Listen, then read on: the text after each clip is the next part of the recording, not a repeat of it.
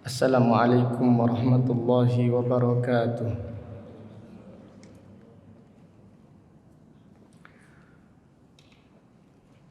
Innal hamdalillah nahmaduhu wa nasta'inuhu wa nastaghfiruh wa na'udzu billahi min syururi anfusina wa min sayyiati a'malina. Man yahdihillahu fala mudilla lahu wa man yudlil fala hadiya lahu. Wa ashhadu an la ilaha illallah wahdahu la syarika lah. Wa ashhadu anna Muhammadan abduhu wa rasuluh. Amma ba'du fa inna asdaqal hadithi kitabullah wa khairal hadi hadi Muhammadin sallallahu alaihi wasallam wa syarrul umuri muhdatsatuha wa kullu muhdatsatin bid'ah wa kullu bid'atin dhalalah wa kullu dhalalatin finnar. Allahumma faqihna fid din. Allahumma inna nas'aluka ilman nafi'ah wa rizqan tayyibah wa amalan mutaqabbalah. Allahumma inna na'udzubika min ilmin la yanfa'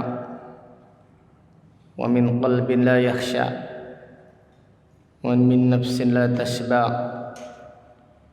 wa min da'watin la yustajabu laha. Alhamdulillah, pada pagi yang berbahagia ini, hari Sabtu tanggal 26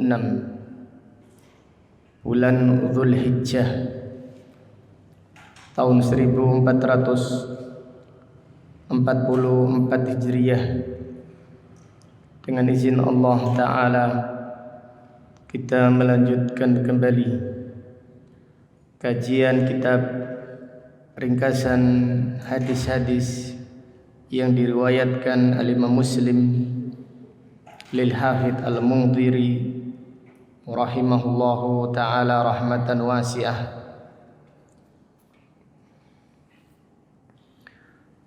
Qala al-musannif rahimahullah,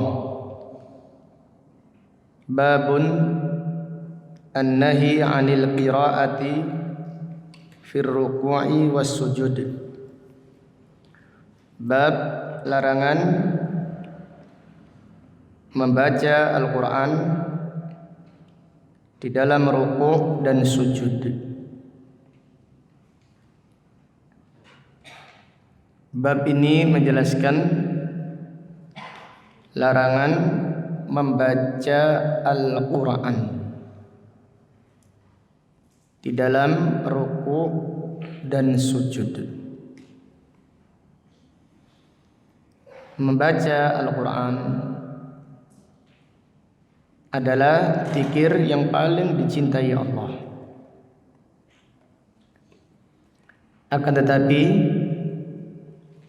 membaca Al-Quran dilarang ketika kita sedang sujud atau kita sedang ruku. Ini menunjukkan ibadah itu harus dengan dalil.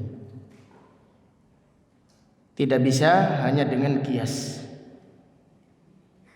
Kalau sekiranya ibadah itu dengan kias saja, maka bisa dikatakan bahwasannya sebaik-baik zikir dibaca di dalam sujud dalam membaca Al-Quran. Kenapa? Karena membaca Al-Quran adalah zikir yang paling dicintai Allah. Tetapi Nabi SAW melarang kita membaca Al-Quran di saat sujud. Dengan demikian ibadah itu harus sesuai dengan dalil. sesuai dengan apa yang dicontohkan oleh Rasulullah sallallahu alaihi wasallam. Lalu bagaimana dengan doa yang ada di dalam Al-Qur'an? Apakah boleh dibaca ketika sujud? Bagaimana dengan doa yang ada di dalam Al-Quran? Apakah boleh dibaca di dalam sujud? Contohnya doa Rabbana atina fid dunya hasanah wa fil akhirati hasanah wa qina adzabannar. Doa ini ada di dalam Al-Quran. Apakah boleh dibaca ketika sujud? Boleh atau tidak boleh ya ikhwah? Boleh atau tidak boleh? Kenapa ragu-ragu? Boleh. Yang dilarang itu membaca tilawah. Kalau membaca potongan ayat yang kandungannya doa tidak apa-apa. Tapi kalau kita membaca ayatnya secara sempurna, wa minhum man yaqulu rabbana atina. Nah, ini baru membaca Al-Quran. Tapi kita memotong khusus doanya saja. Ini tidak mengapa, walaupun dibaca ketika apa? Sujud. Karena orang yang membaca doa Rabbana atina fid dunya hasanah sampai terakhir tidak dikatakan membaca Al-Quran, tetapi dikatakan dia sedang berdoa. Jadi larangan ini tidak termasuk larangan membaca doa di dalam sujud yang doa tersebut diajarkan di dalam Al-Quran. Jadi ketika sujud tidak mengapa kita membaca doa. Contohnya minta kesabaran. Rabbana afrigh alaina sabra wa tsabbit aqdamana wangsurna 'alal qaumil kafirin. Minta dijauhkan dari kesyirikan. Kemana doanya di dalam Al-Quran? Iya, wajnubni wa baniya an na'budal asnam. Ini kita sedang berdoa. Rabbi ja'alni muqimas sholati wa min dzurriyyati rabbana wa taqabbal du'a. Rabbana ghfirli wa liwalidayya wa lil mu'minina yauma yaqumul hisab. Ini kita sedang berdoa. Walaupun doa tersebut kita mengambil dari apa? Al-Quran, tidak mengapa dibaca ketika kita sedang sujud. Kita baca hadisnya. An Ibni Abbasin radhiyallahu anhu qala, dari sahabat Abdullah ibnu Abbas radhiyallahu anhuma ia berkata, kasyafa Rasulullah sallallahu alaihi wasallam as-sitarata wan nasu sufufun khalfa Abi Bakrin radhiyallahu anhu. Rasulullah sallallahu alaihi wasallam membuka tirai rumahnya dan para sahabat berbaris bersaf-saf di belakang Abu Bakar radhiyallahu anhu. Artinya ketika itu Nabi sallallahu alaihi wasallam sedang sakit parah. Sakit yang setelah itu Nabi sallallahu alaihi wasallam meninggal dunia. Beliau beberapa hari tidak bisa pergi ke masjid. Sehingga pada suatu hari Nabi sallallahu alaihi wasallam ingin menengok para sahabatnya yang sedang sholat diimami oleh sahabat Abu Bakar As-Siddiq. Faqala, Nabi sallallahu alaihi wasallam bersabda, ayuhan nas, innahu lam yabqa min mubashshiratin nubuwah illa ar-ru'ya as-salihah yarahul muslim. Jadi setelah itu Nabi sallallahu alaihi wasallam bersabda, ayuhan nas, wahai para sahabat, sesungguhnya tidak tersisa dari kabar gembira kenabian kecuali mimpi yang baik yang dilihat seorang muslim.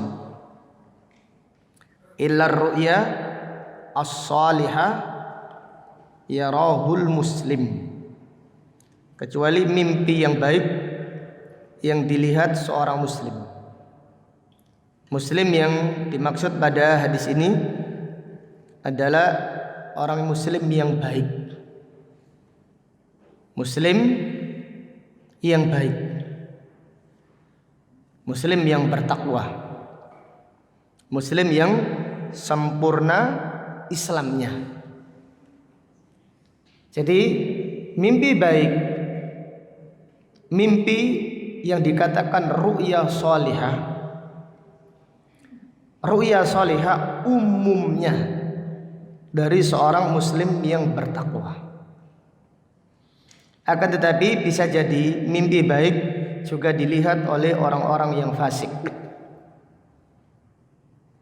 supaya mereka bertaubat kepada Allah Subhanahu wa ta'ala. Tetapi secara umum mimpi yang baik itu dari seorang yang soleh. Imam Bukhari menulis bab mimpi baik dari seorang mukmin, orang yang beriman. Artinya orang yang bertakwa. Orang yang bertakwa akan diberi oleh Allah mimpi yang baik. Para sahabat, mereka itu ingin mimpi baik di zaman Rasulullah sallallahu alaihi wasallam, sehingga mereka menceritakan mimpi tersebut kepada Rasulullah sallallahu alaihi wasallam. Kemudian Nabi sallallahu alaihi wasallam mentakwilkan mimpi-mimpi mereka. Dan sekali lagi, mimpi baik itu dari orang yang beriman, orang yang sebelum tidur menjaga zikirnya, berwudu. Adapun siapa yang sebelum tidur melihat YouTube, nah ini kira-kira mimpinya dari siapa ini? Nah, kalau nggak dari setan, ya dari apa? Pikirannya. Karena mimpi itu ada 3, dari Allah yaitu ru'ya shalihah, atau dari setan, atau hulm, atau dari pikirannya sendiri, sesuai yang dipikirkannya. Demikian. Au turalahu, atau mimpi salihah, mimpi yang baik yang diperlihatkan kepada seorang muslim.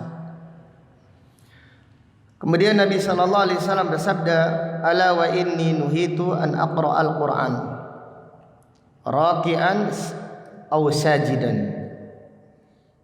Ingatlah, sesungguhnya aku dilarang membaca Al-Qur'an ketika ruku dan ketika sujud. Sekarang pertanyaan, surat apa yang paling agung? Surat apa? Surat apa? Al-Fatihah. Sekiranya ada orang rukuk membaca surat Al-Fatihah, ya apa? Sesuai sunnah atau enggak? Enggak sesuai sunnah. Dilarang membaca Al-Quran ketika rukuk dan ketika sujud.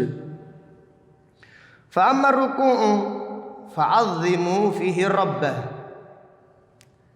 Adapun ketika rukuk, maka agungkanlah Allah Subhanahu wa ta'ala. Jadi ketika rukuk tidak ada doa, ada zikir saja, subhana rabbiyal azim wa bihamdi, atau subhanaka Allahumma wa bihamdika Allahumma ighfirli. Tidak ada doa yang dimaksud, tidak ada doa umum. Ketika rukuk kita diperintahkan membaca zikir ataupun doa yang hanya disyariatkan ketika rukuk, seperti subhana rabbiyal azim. Ini doa khusus ketika rukuk. Atau subhana rabbiyal azimi wa bihamdi. Ini ada dalilnya. atau subhanaka Allahumma rabbana wa bihamdika Allahumma ghfirli. Kita baca hadisnya kemarin. Iya. Wa amma sujudu fajtahidu fid du'a. Adapun ketika sujud, maka bersungguh-sungguhlah berdoa. Doa apa yang dimaksud? Doa umum di luar doa sujud. Setelah membaca subhana rabbiyal a'la, subhana rabbiyal a'la, subhana rabbiyal a'la contohnya. Kemudian kita minta haji. Ya Allah, saya minta haji. Allahumma inni as'alukal haji. Ya Allah, yassirli lil haji. Ya Allah, saya minta haji ya Allah. Kemarin kan kita motivasi ya. Untuk berdoa minta apa? Haji. Seiling atau enggak? Atau wis lali? Padahal masih bulan apa? Masih bulan apa? Dzulhijjah. Kita masih bulan Dzulhijjah. Iya bener sampean Ustaz. Ternyata aku wis lali Ustaz. Iya. Berarti doa haji itu tidak apa? Kemarin apa? Ada masih lupa sana. Doa haji itu dibolehkan atau dianjurkan atau tidak pantas. Kalau kita tidak berdoa, berarti apa? Doa haji itu seakan-akan tidak apa? Tidak pantas. Yang buktinya bagi kita tidak doa kok. Kapan pantas? Yang kok ngocoh dhisik satu. Nek wis sugih baru apa? Doa haji. Ya enggak ya dari sekarang doa minta haji. Dari sekarang mumpung si enom sing muda. Bagi yang sudah tua mumpung wis tua gitu ya kan ya.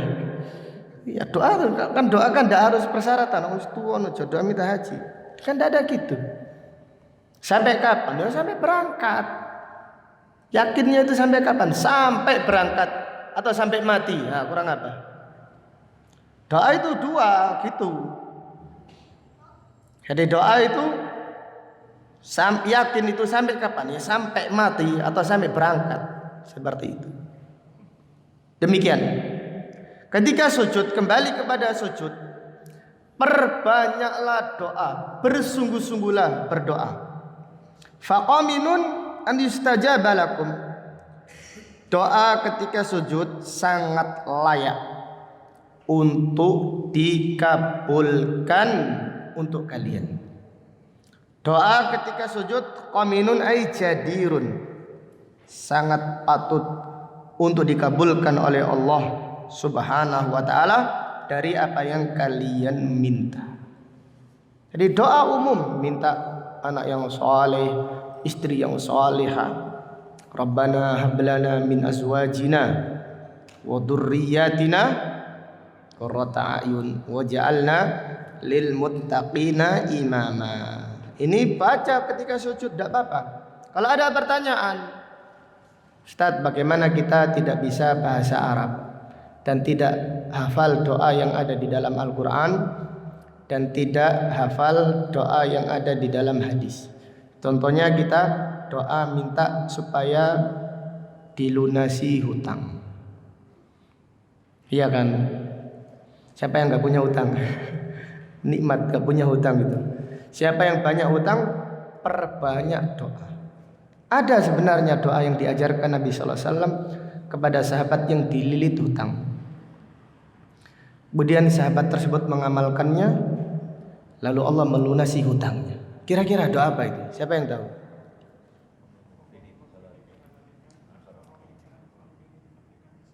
Iya, tapi ada doa yang lain, ada khusus doa tadi. Apa kira-kira? Wis diwaca. Allahumma inni a'udzubika minal hammi wal hazani wa a'udzubika minal ajzi wal kasali wa a'udzubika minal bukhli wal jubni wa a'udzubika min dhala'id daini wa ghalabatir rijal. Coba dicari ya. Hadis, ada seorang sahabat mengadu kepada Nabi sallallahu alaihi wasallam banyak hutangnya. Kemudian diajarkan doa tadi. Boleh enggak doa tadi dibaca ketika sujud? Boleh atau enggak boleh? Boleh. Terutama sholat sunnah. Salat sunnah kan kita bisa memperpanjang doa ketika sujud sesuka kita.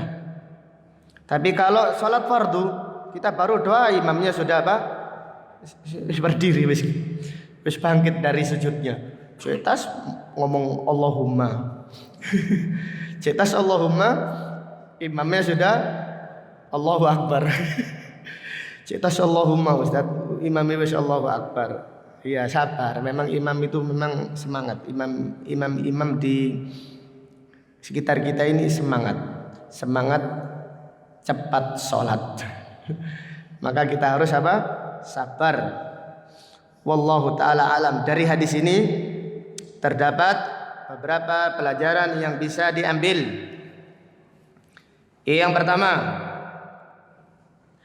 larangan membaca Al-Quran ketika ruku dan ketika sujud. Larangan membaca Al-Quran ketika ruku dan ketika sujud. Kemudian pelajaran berikutnya,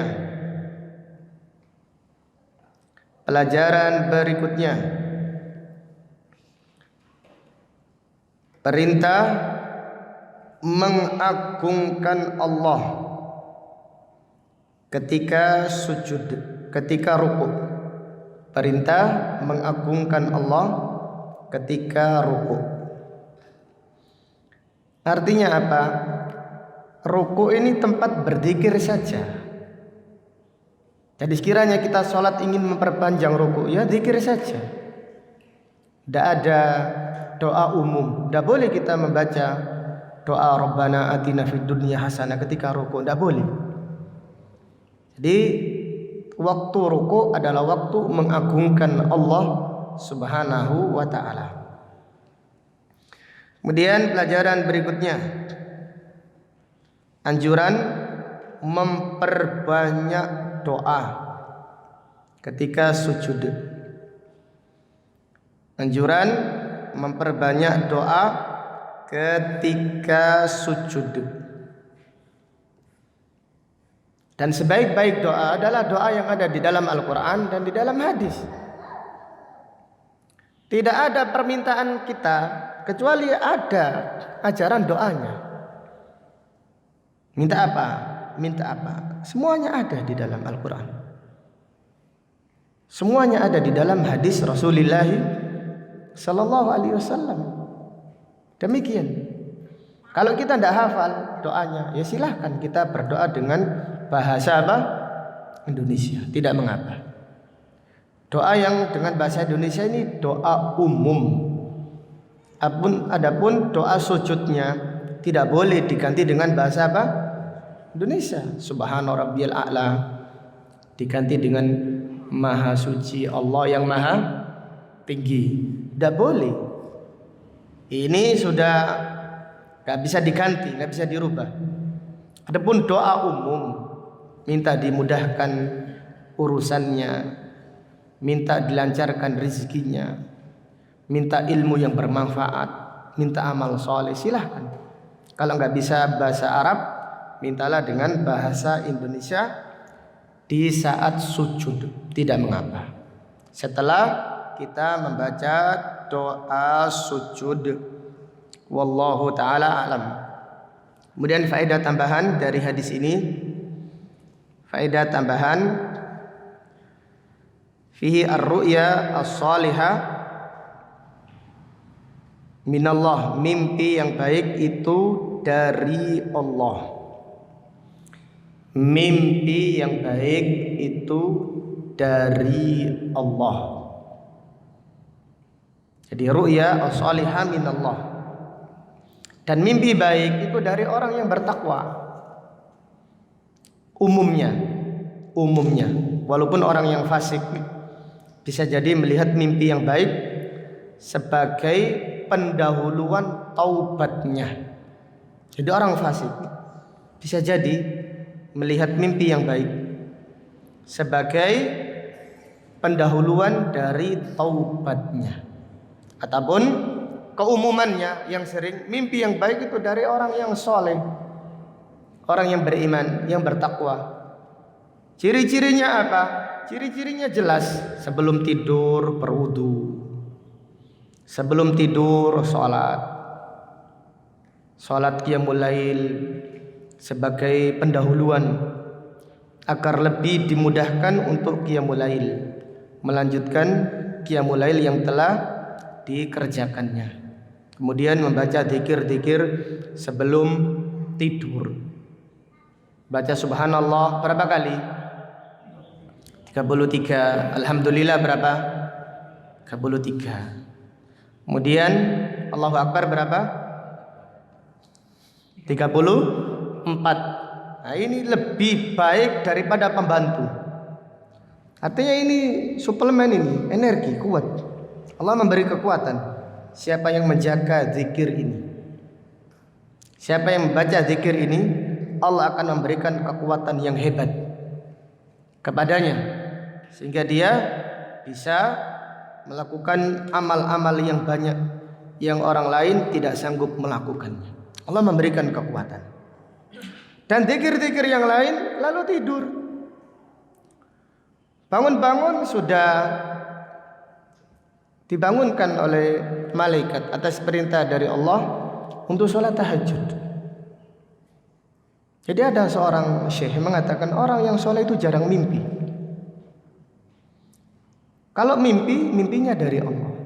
Jadi orang yang sebelum tidur membaca zikir tadi, insya Allah. Tapi kalau selesai zikir jangan lihat YouTube lagi.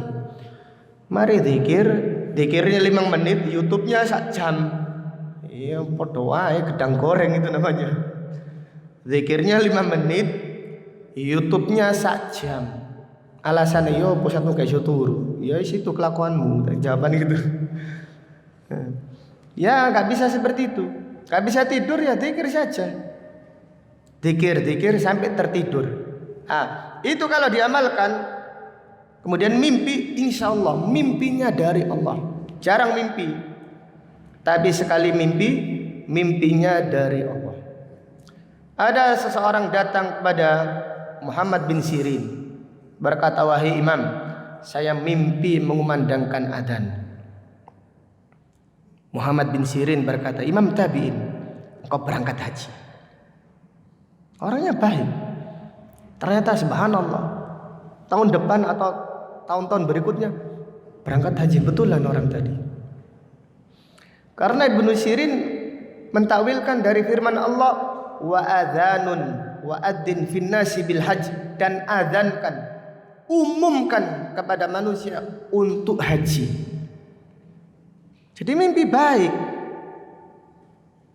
Jadi orang datang, ada seorang ulama namanya Qutaibah Ibnu Sa'id, gurunya Imam Bukhari, mimpi ada bencana dari langit turun, diambil orang-orang. Tidak bisa, orang-orang tidak bisa mengambil bencana tersebut. Lalu datang Qutaibah mengambilnya. Lalu dia melihat timur dan barat. Setelah itu di pagi hari dia bertanya kepada pentakwil mimpi.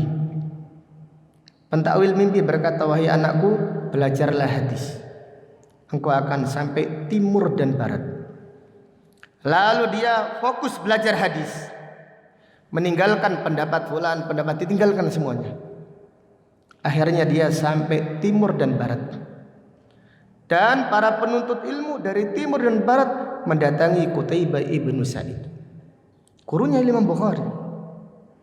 Ada lagi Sufyan Ibnu Uyainah, gurunya Imam Syafi'i, mimpi giginya habis. Ternyata ini mimpi yang baik. Sufyan Ibnu Uyainah mimpi giginya habis. Kemudian bertanya kepada Al-Imam Zuhri. Jadi Sufyan ketika masih muda mimpi giginya rontok, takut dia ini. Sekarang kalau kita membaca primbon Jawa, apa ya? Iya, gigi rontok atau di Google mimpi gigi rontok, apa takwilnya? Ya apa kira-kira takwilnya? Hah? Iya, sakit. Sakit gigi ya. Saya lumayan itu sakit gigi. Ya entek kabeh, dunya entek, keluarga entek. Gigi rontok wis. Semuanya habis. Rumah roboh ya. Tergantung yang mentakwilkan. Tapi dia ini ahlul hadis, bertanya kepada imam ahlul hadis. Al-Imam Zuhri berkata, wahai anakku, jangan takut. Suatu saat nanti gigimu habis, tapi kamu masih hidup. Iya, ditakwilkan yang bagus. Ternyata dia benar. Ketika usianya tua, giginya habis, tapi masih hidup. Ketika meninggal dunia, usianya 95 tahun. Allahu Akbar. Jadi ini berarti mimpinya tadi, mimpi dari siapa? Dari Allah. Al-Imam Syafi'i ketika ke Irak mimpi melihat laut. Imam Syafi'i mentakwilkan, saya akan bertemu dengan ulama yang ilmunya seperti samudra. Seperti itu, maka ketemu dengan Al-Imam Syu'bah dan yang lainnya.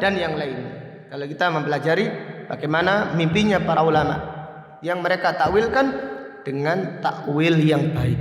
Intinya mimpi yang baik itu dari Allah Subhanahu wa ta'ala. Dan itu kabar gembira. Jadi kabar gembira dari Allah Subhanahu wa ta'ala kepada hamba-hambanya yang dicintainya, yaitu dengan mimpi yang baik. Yaitu dengan syarat kita ini sudah menjaga sunnah atau enggak. Bukan sekali saja, yang penting istiqomahnya ini. Ustaz, saya setiap malam nonton YouTube Ustaz. Tapi pernah saya satu malam gak nyontok YouTube, tetap mimpi menakutkan. Ya ini efek malam-malam kemarin. Itu efek malam-malam apa? Kemarin. Dijaga dulu sunnahnya. Setiap menjelang tidur wudu terlebih dahulu, salat. Kemudian menjaga sunnah-sunnah Nabi sallallahu alaihi wasallam. Insyaallah kalau mimpinya dari Allah Subhanahu wa taala. Dan jangan ditakwilkan. Kecuali tanyakan kepada orang yang berilmu. Cari takwil yang bagus. Seperti tadi mimpi-mimpi yang diceritakan ditakwilkan terjadi. Karena mimpi itu tahta rijlin ta'ir, kata Nabi sallallahu alaihi wasallam. Mimpi itu masih di awang-awang. Kalau ditakwilkan terjadi. Kalau ditakwilkan, ada orang mimpi menakutkan. Mimpi yang menakutkan dari siapa? Dari setan. Kalau ditakwilkan terjadi loh. Hati-hati. Kalau ditakwilkan terjadi. Maka cari takwil yang baik. Atau cari ulama. Ulama akan mengatakan, oh mimpi ini susah ditakwilkan, ini dari setan. Baca a'udzubillahi minasyaitonir rajim, selesai sudah. Kalau bisa, kalau kita tahu mimpi tersebut buruk, apa sunnahnya kira-kira?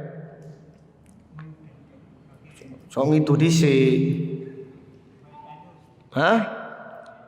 Baca a'udzubillahi minasyaitonir rajim dulu. A'udzubillahi minasyaitonir rajim. Kemudian baru meludah ke kiri 3 kali. Awas ya, jangan kena bojo sampean. Iya. Kemudian yang ketiga apa kira-kira? Yang ketiga apa? Sunnah ketika mimpi buruk. Iya, a'udzubillahi minasyaitonir rajim. Meludah ke kiri 3 kali. Yang ketiga jangan diceritakan. Cerita saja tidak boleh, apalagi ditakwilkan. Kemudian otomatis siang hari setan akan mengingatkan kita mimpi buruk kita. Baca lagi, a'udzubillahi minasyaitonir rajim. Ta'awudz lagi, meludah lagi. Insyaallah setannya akan pergi. Diingatkan lagi, ditoni lagi nanti. Itu nono maneh apa-apa. Tapi maca ta'awudz dulu. Ta'awudz dhisik, a'udzubillahi minasyaitonir rajim, meludah lagi. Jangan takut. Orang bertauhid kok takut mimpi buruk. Tauhidnya di mana? Jelas ya. Orang yang tauhidnya lemah mimpi buruk baru kepikiran. Dan kepikiran itu bisa jadi mengakibatkan mimpinya terjadi. apalagi ditakwilkan. Takwilnya nyari di Google lagi. Wah, bahaya sekali. Iya. Takwilnya terjadi sebagaimana yang disabdakan oleh Rasulullah sallallahu alaihi wasallam. Ada orang mimpi adzan juga. Datang kepada Muhammad bin Sirin, "Wahai Imam, saya mimpi adzan." Kata Muhammad bin Sirin, "Tanganmu akan dipotong." Tanganmu akan dipotong. Setelah itu 1 tahun berikutnya atau beberapa waktu berikutnya, benar orang tadi dipotong tangannya. Muhammad bin Sirin itu ulama ahlul hadis yang sangat siqah. Bahkan kalau riwayatnya lebih kuat daripada Hasan al-Basri. Orang-orang heran, "Wahai Imam, dari mana takwil mimpimu? Yang adzan pertama berangkat haji, yang adzan yang kedua tangannya dipotong." Kata Muhammad bin Sirin, "Saya melihat yang pertama ini orangnya baik. Saya takwilkan dia berangkat haji. Yang kedua orangnya buruk. Saya takwilkan tangannya dipotong." Akhirnya dipotong betul. Setelah mencuri tangannya dipotong. Karena Allah Ta'ala berfirman, "Wa adzana muadzinun ayyatuhal 'airu innakum lasyarikun." Di dalam surat Yusuf Allah Ta'ala berfirman, dikumandangkan adzan. Adzan itu artinya pengumuman secara bahasa. "Wahai musafir, kalian itu pencuri." Ini sama-sama adzannya. Jadi para ulama mentakwilkan mimpi dari Al-Quran. Kalau lihat orangnya baik, ditakwilkan baik. Orangnya baik, saya takwilkan kamu berangkat adzan nak, insyaallah tahun depan atau beberapa waktu yang akan datang engkau akan haji insyaallah. Yang buruk datangnya, "Wahai Imam, saya mimpi juga adzan." "Iya, tanganmu dipotong." Sakit orang tadi. Ternyata betul. Karena dia sudah meminta takwil. Dan kalau sudah ditakwil akan terjadi. Seharusnya dia kalau mimpi buruk jangan apa? Jangan ditanyakan supaya tidak ditakwilkan dengan takwil yang buruk. Kalau sudah ditakwilkan yang buruk dikhawatirkan terjadi. Wallahu taala alam. Itu adalah tambahan faedah di dalam hadis ini. Karena hadis ini menjelaskan tentang yaitu doa ketika sujud dan perintah mengagungkan Allah di saat ruku. Kemudian bab berikutnya, babun ma yaqulu idza rafa'a minar ruku'. Bab doa ketika bangkit dari ruku'. An Abi Sa'idin Al-Khudri radhiyallahu anhu qala kana Rasulullah sallallahu alaihi wasallam idza rafa'a ra'sahu minar ruku' qala rabbana lakal hamdu mil'as samawati wa mil'al ard wa mil'a ma bainahuma wa mil'a ma syi'ta min syai'in ba'du ahla tsana'i wal majdi ahaqqu ma qala al 'abdu wa kulluna laka 'abdun la mani'a lima a'taita wa la mu'tiya lima mana'ta wa la yanfa'u dal jaddi minkal jaddu. Ini adalah salah satu doa i'tidal. Jadi ketika i'tidal, imam bangkit dari rukuk membaca Sami'a Allahu liman hamidah. Makmum juga membaca apa? Sami'a Allahu liman hamidah. Nah, ini adalah doa intiqal. Doa bangkit. Sami'allahu liman hamidah, doanya imam dan juga doanya apa? Makmum. Kemudian apabila sudah i'tidal, sudah tegak, baru membaca doa ini. Rabbana lakal hamdu. Atau boleh Rabbana walakal hamdu.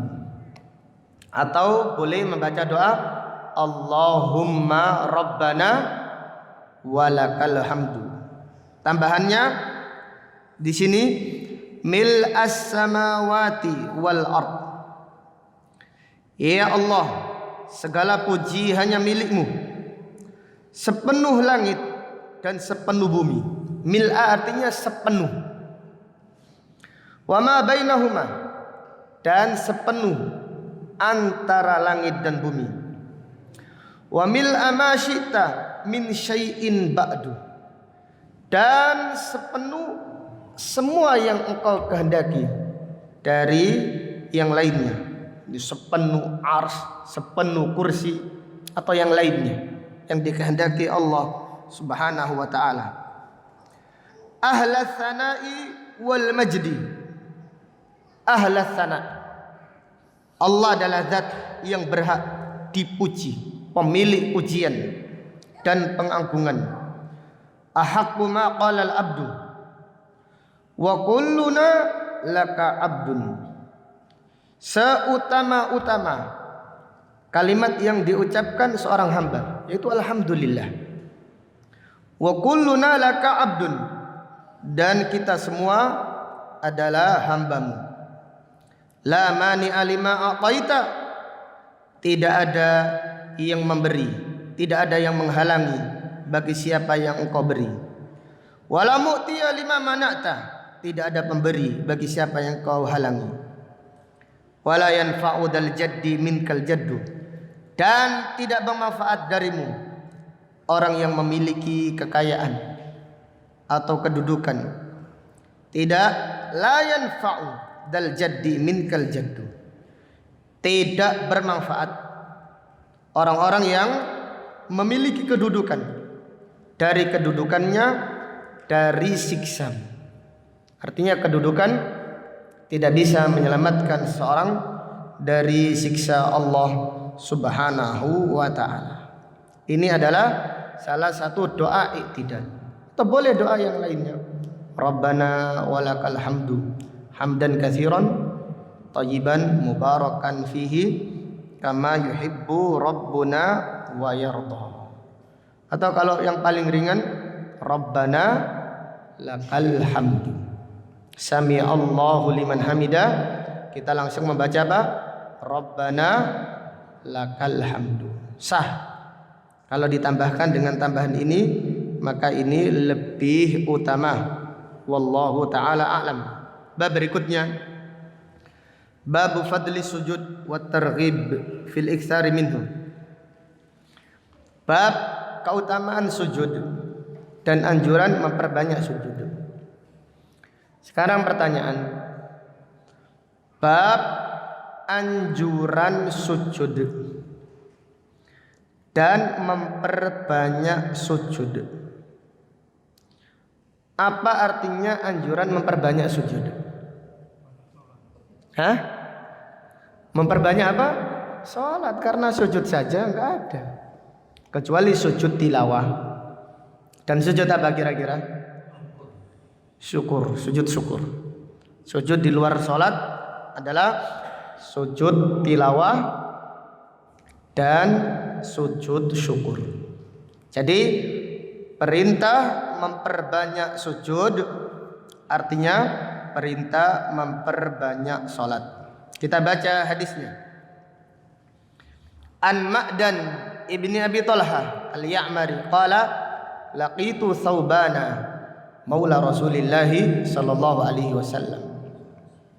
Faqultu akhbirni bi amalin a'maluhu yudkhilnillahu bihil jannah.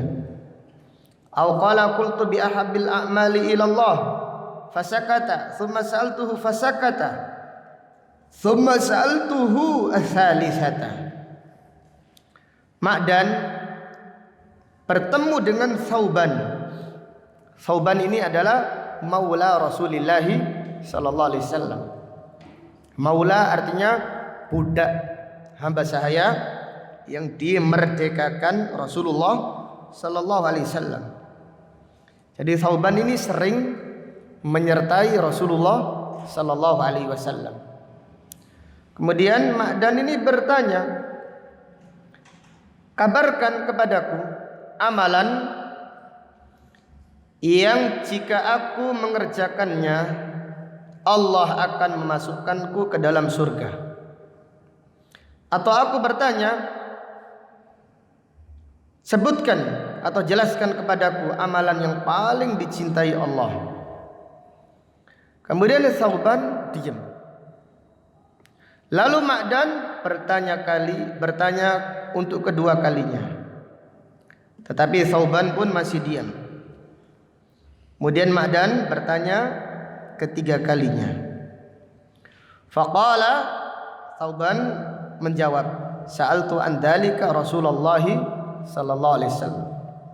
Aku bertanya seperti pertanyaanmu kepada Rasulullah sallallahu alaihi wasallam. Faqala alaika bikasratis sujud. Nabi sallallahu alaihi wasallam menjawab, alaika bikasratis sujud. Perbanyaklah sujud. Fa innaka la tasjudu lillahi sajdat illa rafa'aka Allah biha darajah wa hatta anka biha khati'ah. Karena sesungguhnya tidaklah engkau sujud karena Allah. Sujudnya lillah, laisa linnas. Bukan karena pemberi, tapi karena Allah. Kecuali Allah akan mengangkat derajatmu dan Allah akan menggugurkan dosamu. Qala Ma'dan, tsumma laqitu Abu Darda fasa'altuhu. Aku bertemu Abu Darda, aku pun bertanya kepadanya. Faqala li mithla ma qala Thauban. Abu Darda menasihati aku seperti nasihatnya Thauban. Dari hadis ini terdapat beberapa pelajaran dan faedah yang bisa diambil. Yang pertama,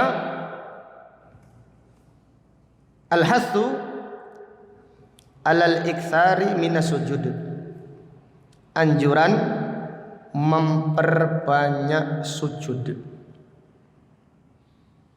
Anjuran memperbanyak sujud. Yang dimaksud adalah anjuran memperbanyak sholat sunnah. Kenapa sholat sunnah? Karena sholat yang fardu tidak bisa apa? Ditambah. Jadi anjuran memperbanyak sujud, artinya anjuran memperbanyak sholat sunnah. Imam Ahmad bin Hanbal setiap hari sholat 400 rakaat. Iya, Imam Ahmad bin Hanbal. Cerita gampang ya, amalnya yang angel sekali. 400 rakaat. Penulis kitab Umdatul Ahkam, Hafidz Abdul Ghani Al-Maqdisi, salat dari waktu duha. Jadi setelah subuh beliau mengajarkan Al-Quran kepada semua yang hadir. Ditalqin Al-Quran, diajarkan kecil, besar, muda, tua. Apabila datang waktu salat duha sampai menjelang waktu larangan sebelum zuhur itu 15 menit, salat terus 2 rakaat, 2 rakaat, 2 rakaat, 2 rakaat. Ada yang mengatakan jumlah rakaatnya sekitar 300. Wallahu a'lam. Yang jelas beliau setiap hari rakaatnya banyak. Dari yaitu waktu duha katakan jam 6 sampai kalau adzannya setengah 12 berarti sampai jam 11:15. Demikian ya ikhwan. Kita mengkisahkan seperti ini untuk diambil pelajarannya. Mungkin kita tidak bisa seperti itu, tapi dilatih sedikit-sedikit. Paling tidak qabliyah ba'diyah, jangan tinggalkan. Qabliyah ba'diyah muakkadah. Kemudian sholat duha. Sholat duha 4 rakaat. 4 rakaat. Allah Ta'ala berfirman, Bani Adam, wahai Bani Adam, ikfini arba'a raka'atin fi awalin nahar. Kerjakan 4 rakaat di pagi hari. Yang dimaksud adalah sholat duha di waktu isyraq, di waktu syuruk. Artinya ketika masuk awal waktu duha itu namanya waktu isyraq. Aku akan akfika akhirah, aku akan mencukupi semua urusanmu di hari tersebut. Kita ingin urusan kita dimudahkan Allah, baik urusan dunia atau akhirat, urusan ibadah, urusan yaitu berhubungan dengan keluarga dan yang lainnya. Kerjakan sholat duha 4 rakaat ini, jaga sudah. Kemudian qiyamul lailnya 11 rakaat. Padahal kita ini sudah terbiasa qiyamul lail 11 rakaat, tapi kita meninggalkannya. Kapan kita terbiasa qiyamul lail 11 rakaat? Ramadan. Kenapa kita kok tidak menjaganya? Mungkin kita lamanya tidak bisa selama Ramadan, tapi paling tidak 11 rakaat. Termasuk syukur nikmat, kita menjaga. Ya jaga. Sehingga amal itu awalnya berat, tapi lama kelamaan seperti nafas. Awalnya berat, tapi lama kelamaan akan seperti nafas, seperti kebiasaan, rutinitas. Bahkan seseorang akan merasakan lezatnya. Jadi kita tidak bisa sholat katakan karena nggak kebiasaan. Kalau kebiasaannya orang salaf dahulu, Anas bin Malik, para sahabat radhiyallahu anhum, antara maghrib sampai isya sholat terus 2 rakaat, 2 rakaat, 2 rakaat, 2 rakaat. Kalau tidak ada kajian, karena mereka hadir di majelisnya Nabi Sallallahu Alaihi Wasallam. Kalau Nabi Sallallahu Alaihi Wasallam tidak duduk pada maghrib, maka para sahabat sholat 2 rakaat, 2 rakaat, 2 rakaat, 2 rakaat.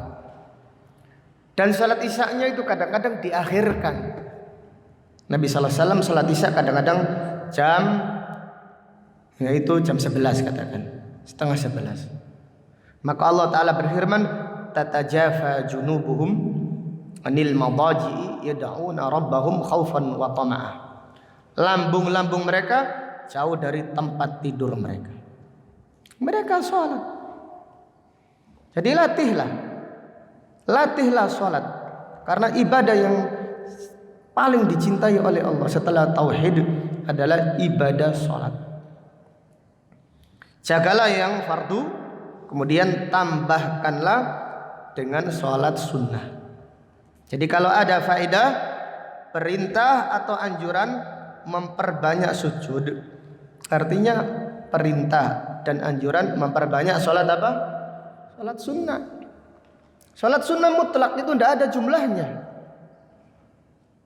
Abu Bakar ibnu Ayyash al-Kufi, kalau waktu duha sholat sampai duhur, setelah duhur sholat sampai asar, maghrib sholat sampai isya, kemudian qiyamul lail. Kemudian di akhir hayatnya putrinya menangisi beliau.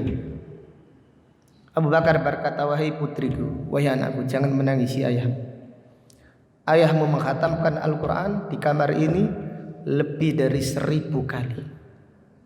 Subhanallah. Di kamar ini ayahmu menghatamkan Al-Quran 1000 kali. Jangan nangis, jangan khawatir. Ayahmu bertemu dengan Allah Subhanahu wa ta'ala. Jadi subhanallah, kita ini sedang cerita khayalan kita ini. Karena jauh dari kebiasaan kita. Tetapi penyair menyatakan fatashabbahu, serupailah mereka, illam takunu mislahum.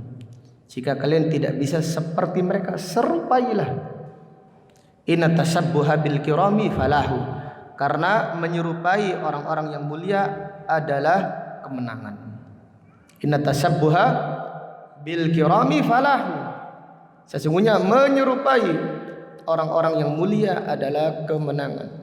Jadi minimal ya jagalah itu tadi, sholat duha, rawatib, sholat tahajud ini sudah, ini bagi para salaf ini amalan wajib mungkin. Da'bus sholihin. Ini bagi mereka ya mungkin sesuatu yang nggak bisa ditinggalkan sama sekali. Kita ini belum mengamalkan sholat wudu, sholat mutlak.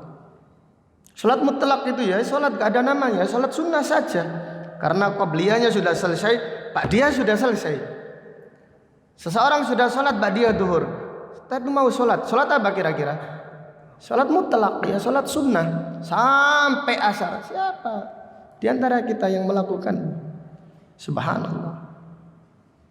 Demikian, maka Nabi sallallahu alaihi wasallam mengajarkan kepada Thauban, alaika bikasratis sujud. Perbanyaklah sujud. Perbanyaklah sujud. Alaika bikasratis sujud, fa innaka la tasjudu lillahi sajdatan illa rafa'akallahu biha darajah.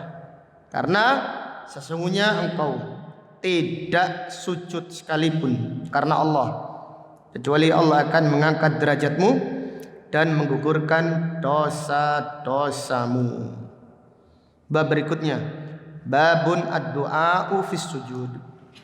Bab doa ketika sujud. Bab ini menjelaskan anjuran memperbanyak doa di saat sujud dengan doa umum. An Abi Hurairah radhiyallahu anhu anna Rasulullah sallallahu alaihi wasallam qala aqrabu ma yakunul abdu min rabbih wa huwa sajidun fa aktsirud du'a. Dari sahabat Abu Hurairah radhiyallahu anhu, ia berkata bahwasannya Rasulullah sallallahu alaihi wasallam bersabda, jarak yang paling dekat antara seorang hamba dengan Allah yaitu ketika seorang hamba sedang sujud. Fa'aktsirud du'a, maka perbanyaklah berdoa ketika sujud, terutama ketika sujud salat apa ya ikhwah? Salat apa? Salat sunnah, salat sendiri. Otomatis kita bisa memperpanjang sujud kita supaya kita memperbanyak doa. Dari hadis ini terdapat beberapa pelajaran yang bisa diambil. Yang pertama,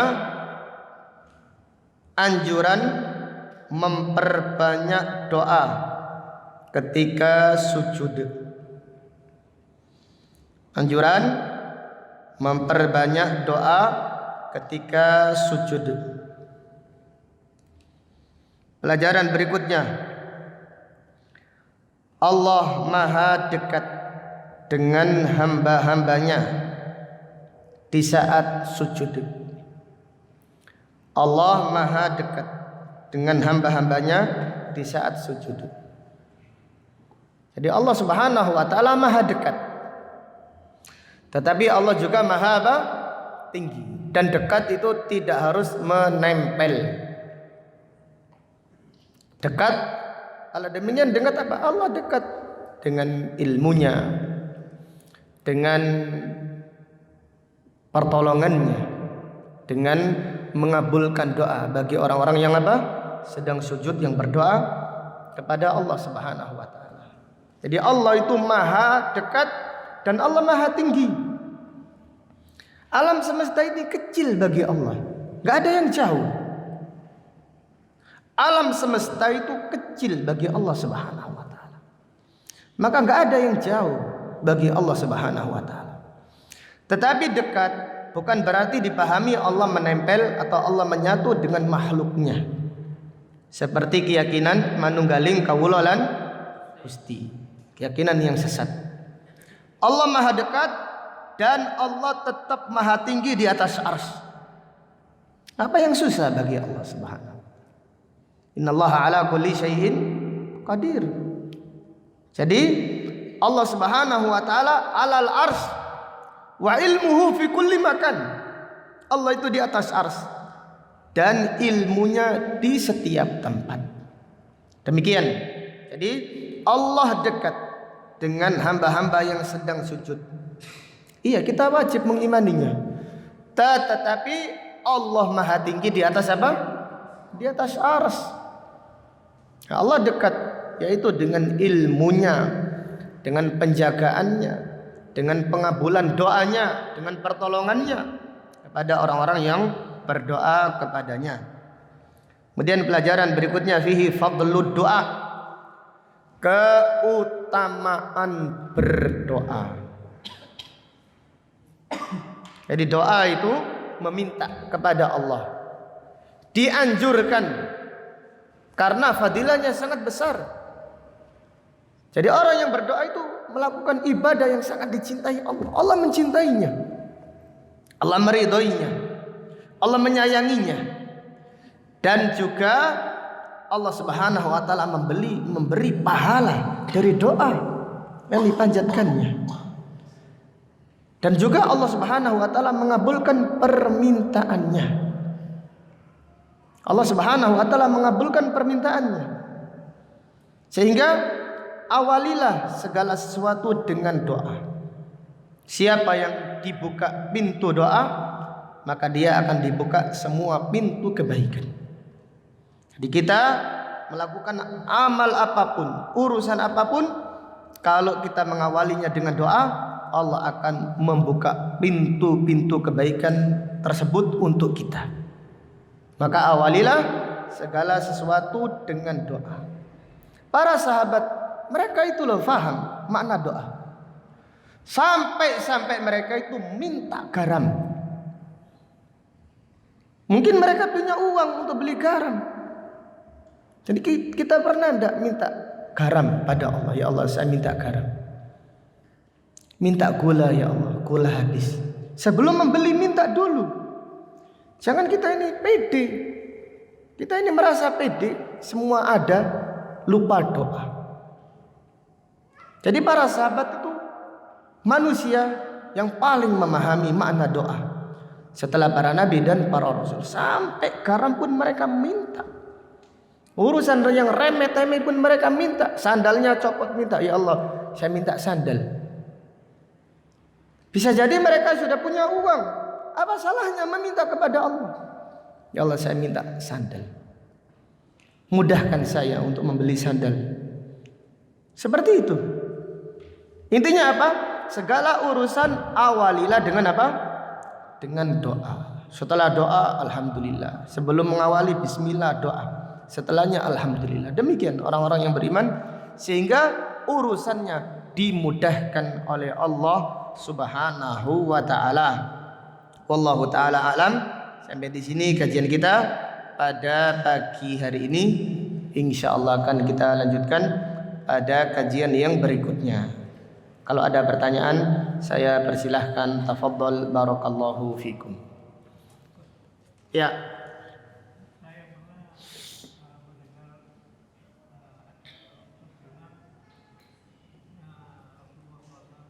Salah.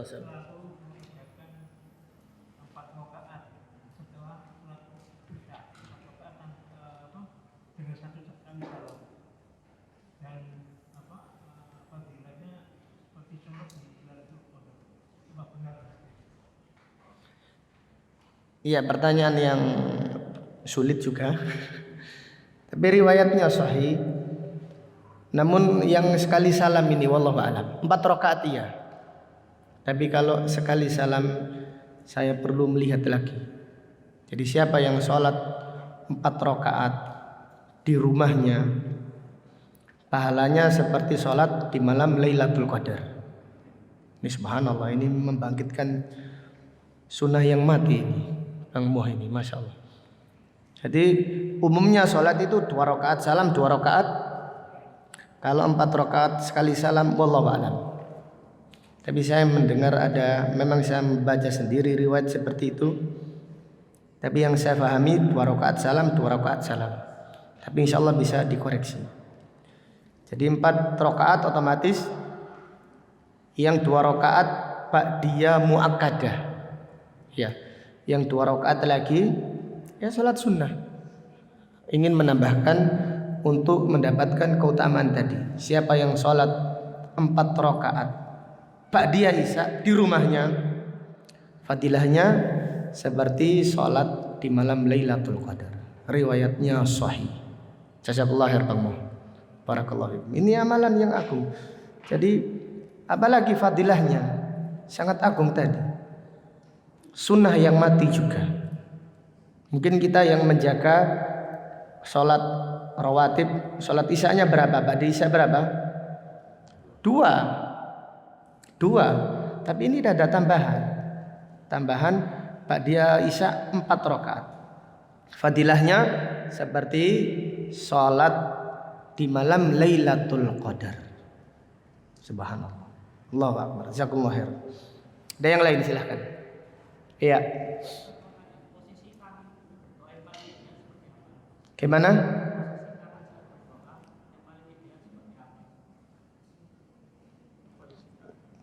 Mengangkat tangan. Wallahu alam, kita mengangkat tangan seperti ini. Mengangkat tangan, apakah harus nempel atau tidak menempel? Wallahu alam. Khilaf panjang lebar. Gak ada keterangan. Yang jelas Nabi sallallahu alaihi wasallam bersabda, "Innallaha hayyun sittir." Allah itu Maha malu. Dan Allah Subhanahu wa taala malu. Innallaha hayyun idza rafa'a abduhu yadaihi ilaihi an yada'ahuma sifra. Allah malu jika ada seorang hamba yang mengangkat kedua tangannya berdoa, lalu Allah tidak mengabulkan permintaannya. Allah malu. Jadi angkatlah kedua tangan. Bagaimana caranya? Boleh digabungkan, silahkan. Boleh dipisahkan seperti ini. Kalau digabungkan, contohnya Nabi sallallahu alaihi wasallam kalau mau ruqyah sebelum tidur, beliau menggabungkan seperti ini. Dan dibacakan, ditiupkan dulu, baca Al-Ikhlas, Al-Falaq, kemudian diusapkan. Al-amru wasi' insyaallah. Nanti sebagian ustadz kita ada yang mengatakan harus renggang. Sebagian lagi ada yang menempel sini tidak masalah. Al-amru wasi', wallahu a'lam. Jelas ya? Ada yang lain silahkan. Baik. Kalau tidak ada pertanyaan kita cukupkan sampai di sini. Insyaallah akan kita lanjutkan pada kajian yang berikutnya. Allahumma qsim lana min khasyatika ma tahulu bihi bainana wa baina ma'asi wa min ta'atika ma tuballighuna bihi jannatak wa min al-yaqini ma tuhawwinu bihi alaina masa'ibad dunya. Allahumma matti'na bi asma'ina wa absarina wa quwwatina ma ahyaytana waj'alhu al-waritha minna waj'al tha'rana 'ala man dhalamana wansurna 'ala man 'adana wa la taj'al musibatana fi dinina wa la taj'alid dunya akbara hammina wa la mablagha ilmina wa la tusallit 'alaina man la yarhamuna. Allahumma ighfir lana wa liwalidina wali asatidatina wali wulati umurina walil muslimina wal muslimat wal mu'minina wal mu'minat al ahya'i minhum wal amwat. Rabbana hab lana min azwajina wa dhurriyyatina qurrata a'yun waj'alna lil muttaqina imama. Rabbana ighfir lana wa li ikhwanina alladhina sabaquna bil iman wa la taj'al fi qulubina ghillan lil ladzina amanu rabbana innaka raufur rahim. Subhanaka Allahumma wa bihamdika asyhadu an la ilaha illa anta astaghfiruka wa atubu ilaik. Wa sallallahu ala nabiyyina Muhammad wa ala alihi wa sahbihi wa sallama taslima. Walhamdulillahi rabbil alamin. Assalamualaikum warahmatullahi wabarakatuh.